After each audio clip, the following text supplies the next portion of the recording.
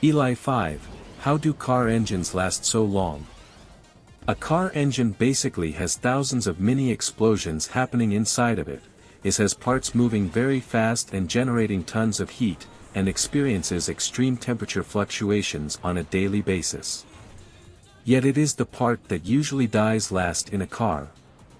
How do they make them last so long, and why are we unable to make other parts of the car as long-lasting, such as tires and brakes? Really, it boils down to incredible advances over the last 50 years in oil quality, metallurgy, machining, control. Oil is just oil to most people. Buy the cheapest stuff, match the numbers up to the cap, and let it rip. But there are so many things that make oil good or bad at its job. The ability to withstand temperature. The ability to flow when cold. The ability to absorb pollutants and contaminants and still function. The ability to not break down over time or mileage. The ability to resist shearing forces at high RPM. In the past, oil was basically just crude pulled out of the ground, plus some chemicals and additives.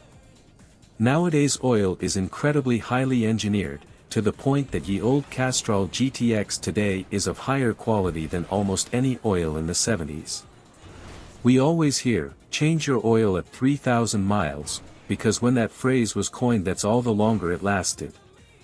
It would start to break down and cause more problems than it started.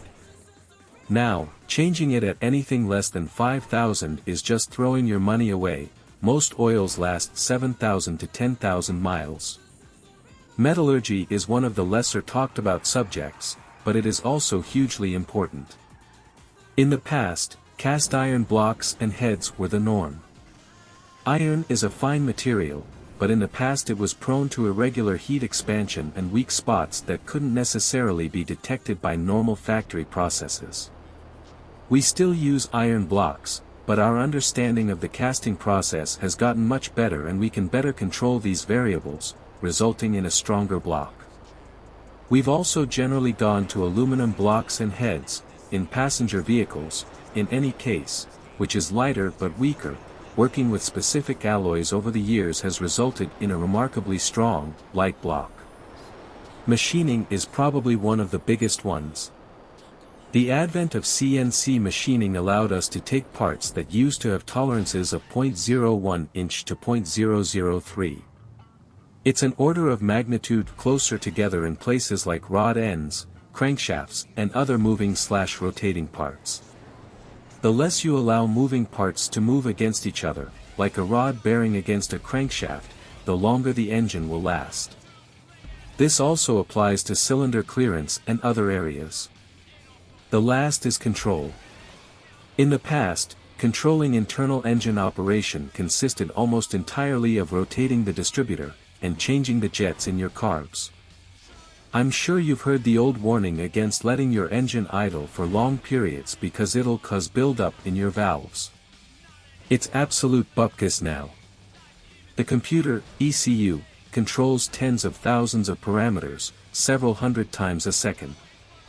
It can control spark timing individually, it can control fuel injector flow, both pulse width and strength, it can control coolant flow throughout the engine, it can vary camshaft timing on the fly, and so much more.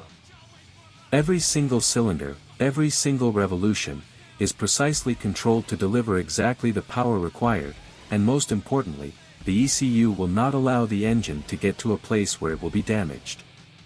Many ECUs, if the temperature gets too high, will deactivate cylinders to manage temps, and heavily restrict the power, and therefore heat, the engine can generate. Really, just enough to limp home, thus the name. So yeah, that's the gist of it. We've engineered the shit out of them, systematically identifying weaknesses and failure points and solving, or avoiding them. It wasn't any one big innovation that did it, just years and years of continuous process improvement.